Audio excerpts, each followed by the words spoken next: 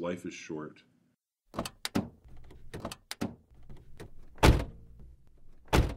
And we do not have much time.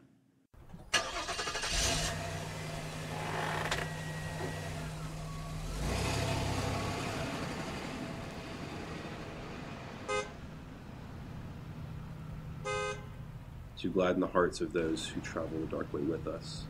So be swift to love and make haste to be kind, for the God who loves us travels with us.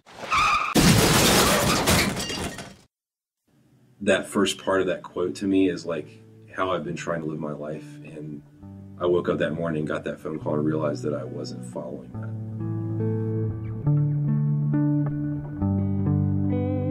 When this Sunday was only 3 hours old, a car was going right down a Montgomery County road. That's right. When it came upon a tree, it didn't miss. 2 18-year-olds and a 20-year-old were killed. ABC 2 News' Cheryl Connor with what police say the driver did. Cheryl? Kelly and Jamie, police say that driver Kevin Coffey left the scene, but they are still trying to figure out why. Under Maryland law, a driver involved in a fatal crash must submit to a blood alcohol test. We know he did, but tonight police still aren't saying if he was drunk or on drugs. I found out, I guess, the morning after it happened. I was at home, and it was right after, like, school just let out. I was like a week, I think, maybe after. But I honestly, I was laying in my bed when I got a text about it. I honestly just, like, rolled over and started crying. My room, and I had a phone call from my friend Carly, who lived near my house as well, and we were roommates too, freshman year. She told me that Spencer got into a car accident, and he had passed away, and it took me a minute to like process everything, and I just started bawling my eyes out. I didn't leave my room the whole day. Those weeks after I found out, weren't very, very great. I was, sitting in Charlotte for most of them, just doing nothing, and so it was on my mind pretty often. When I first met him, I thought he was a funny dude. I don't know, he was always making people laugh, which was cool, and my first impressions of Spencer, he was really shy at first, I thought. It was nice. The first night I got here, I hung out with my friend Garrett, as I had said, my friend Will, who also knew him from summer experience, and then Spencer was there, and I ended up going back to Spencer's house later that night because he was having a party and just chilling with him. They weren't even there, and so it was nice because he invited me to a party when I didn't know anybody after meeting him for like 10 minutes. I had him in my math class, yeah, he sat like in the front, and he was so quiet the whole class. And then when he like started talking to me after class, and I was like, oh, this kid's like really nice. And then I got to know him a lot better, and he was like the craziest person I've ever met. Well, me and Spencer didn't get along in the beginning. He walked into the room one day, and I'll never forget this, that he looked at me and Alex and goes, can you guys listen to these raps that I did? And he kind of just looked at me and goes, don't make fun of me. Like, you're the first girl to ever listen to this. So I feel like for me, that was really him kind of like opening up. So last time I saw him was actually on my birthday. It was actually outside of Belk. I was leaving before him. I think he was waiting on his parents to get there. And he was sitting at one of those tables with the umbrellas on them. Mm-hmm. And, we just said goodbye, hugged, and then just kind of went on our way. End semester was a couple days after my birthday. And I guess I just didn't see him the last couple days. But it was on my birthday. And he didn't know it was my birthday. But I guess somebody told him. And he like busted in my room. He's like, dude, why'd you tell me it was your birthday? Here, have a beer. So he gives me a beer. I was like, hey, thanks, man. And that was actually the last time I saw him. The most surreal part was like coming back to High Point the next semester. I expected him to be around, and it was just weird when he wasn't.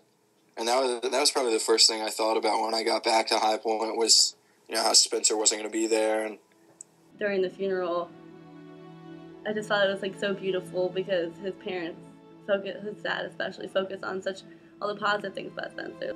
And the funny thing is, on the way there, Carly and I were driving, and the show goes on. It came on the radio, and really? That was like his song, and it was just like, this is like just a sign from God. forgot, like, there's definitely something going on here. But we were laughing in the car ride because we were like, talking about the memories we had with him. It was heartbreaking. I was literally crying the entire time.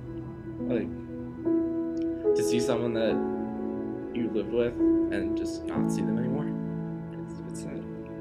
The amount of people that were there to really honor him, but just to see how many people really did truly love him and just to honor him in that way. And, you know, hearing his dad talk about, you know, the outing with him playing golf and, you know, the head of the driver just went flying off the end of the golf club.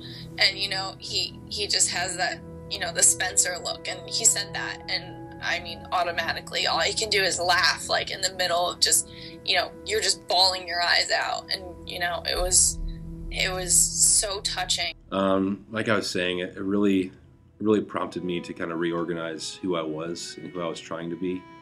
And I needed to be more outgoing like Spencer was. Because I really wasn't as outgoing as I wanted to be. And Spencer really, even though I might not have thought it at the time, you know, he was really modeling the way of being an extrovert. So I just think meeting Spencer is just changed me, because he honestly just made everything just so much more fun, so much better, and just made everything a very positive. He's had a very positive outlook on life, and I feel like that helped me and my friends view this campus even better in a better light. Like, if we ever felt down, he would always just be the one to pick you up and cheer up, it's fine. But I feel like his passing made me realize how precious life is, and you're not invincible at any age. And I never thought I'd see the day that one of my friends would pass away from that. And to hit so close to home, I just think it changed me. He was just a fun kid. Like, he lived to have fun, to make friends, to just make people smile. Friendly dude, good guy. One of the best I've met here. And I'll always remember his humor, because he just, like I said, there was never a party that I was out with him where it wasn't Spencer was kind of the center of attention and just making everybody laugh. Every day I think about him in some way, shape, or form. He would always make a joke about anything, turn anything into a good time, and that's what I love most about him. And I think about him all the time, every day. It's not a day, especially here, because a lot of memories were made here. I'd say, just keep pushing. Things will get better. He's watching over you. Don't ever pass up an opportunity, and an opportunity can be anything. It could be just an opportunity to meet someone, opportunity to hang out with someone, the opportunity to have a beer with someone. I mean, those moments, they seem like they last forever, but they really don't. I remember that, the select few times that I was hanging out with Spencer, actually talking to him, and they were really fun times. And I feel like I didn't let myself realize that. I kind of let the things that had happened before, us bickering all the time, I let that kind of get in the way of realizing the person he was.